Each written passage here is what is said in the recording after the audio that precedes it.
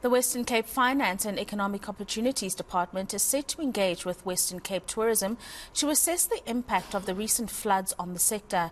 Department officials say that they want to get a better picture of the damage and impact across the province.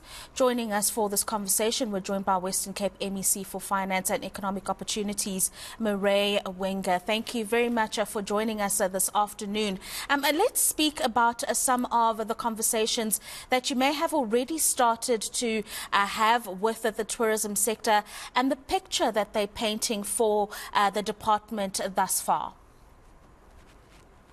Thanks very much. Yes, we're still counting the cost of the extreme weather and the rains of last week on the tourism and hospitality sector. The Western Cape Government Department of Economic Development and Tourism is currently conducting a survey, which is still live. And we're trying to assess the extent of the damage and the impact on the sector as a whole. As I mentioned, the survey is still active, but so far the industry, in particular in the Overberg and the Cape Winelands, are reporting damage mainly related to access roads that have been damaged, bridges, and then, of course, hiking trails and biking trails that have been destroyed, as well as damage to some properties in accommodation. We've also seen reports of loss of income, mainly from restaurants, guest houses, and some wine farms. Some of them had to close their doors as a result of damage or as a result of access roads not being available and people having to cancel their travel plans. Now, you've described quite a dire state of affairs when it comes to the damage that's been caused and the extent thereof. So as the Department for Finance and Economic Opportunities in the Western Cape, what will you prioritize when it comes to repairs and restoration within the damage that you've just been described to us? So first, we'll have to conclude the assessment to make sure that we have all the information available and to understand exactly where the most damage and repair has taken place and where the most repairs need to happen. At the same time, I'll be convening the industry in a few weeks' time in terms of season readiness, so that we can make sure that all of the different elements of the hospitality and tourism industries are ready. We are expecting a bumper tourism season this year. We're expecting about a 25% increase in the number of visitors between November and March. And for the first time, we'll reach 1 million inbound seats into Cape Town and the Western Cape. So it's very important that we can repair as quickly as possible and continue to offer all our visitors a warm and lovely stay in the Western Cape. And so we will be providing support to the sector in the best way that we can, starting with understanding exactly where the issues are and where the repairs need to take place. You do say it's vitally important that you initiate those repairs before that travel season kicks in the period that you've just mentioned.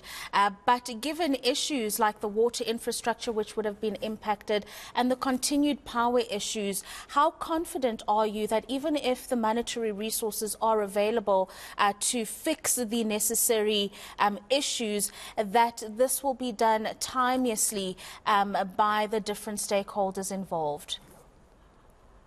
Well, at the moment, it's all hands on deck across multiple government departments. We're all working together to work as quickly as possible to make sure that communities that have been cut off and communities that are struggling with water supply and electricity supply at the moment are restored as quickly as possible. And that is, of course, the priority, and to make sure people are safe. And then to build on that for and into and towards the tourism season. Now, we are also in school holidays, which is usually quite a busy tourism time for us. So we do ask that people consider their travel plans quite carefully, and also to constantly look at the Western Cape Government website, where you can get up-to-date information on road closures and which roads are open or which ones have a stop and go in place. I have to ask you this only because there are a number of sectors that have been impacted by these floods, MEC, and I'm just wondering if your department will be looking beyond tourism after you focus on this important component of the Western Cape economy. You have heard those in the agricultural space raise concerns around damage and others as well. So have you had other sects of the Western Cape economy come to your department to say at some point we might need assistance? So the economic development and tourism primarily focuses on, on businesses and the hospitality and tourism industries. However, I know my colleagues in the provincial cabinet also have been working night and day since the extreme weather, whether that be from roads, whether that be disaster management, schools, health, across the board. We're all working very hard to make sure that citizens can continue to receive services and be safe. So it is a concerted effort.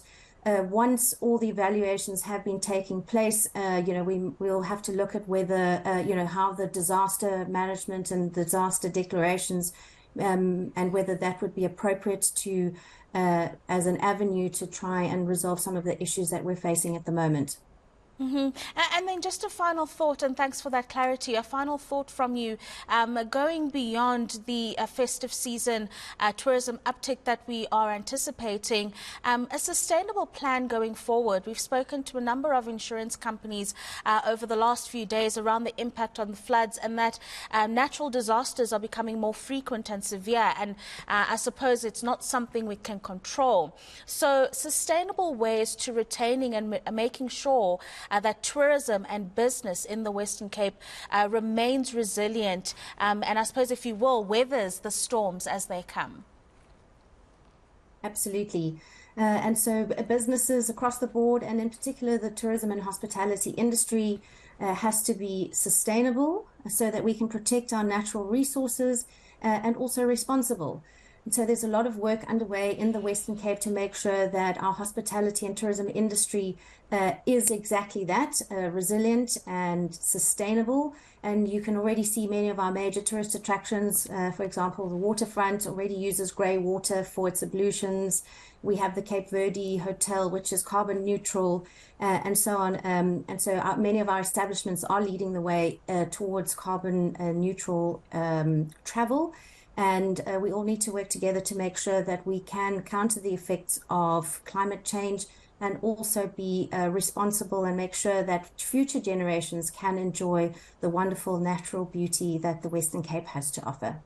Thank you very much for those insights. That is the Western Cape MEC for Finance and Economic Opportunities joining us this afternoon for an update on the conversations that are being had around retaining the resilience of tourism and business in the Western Cape so that it continues to contribute to the economy in that province and I suppose broadly across the country.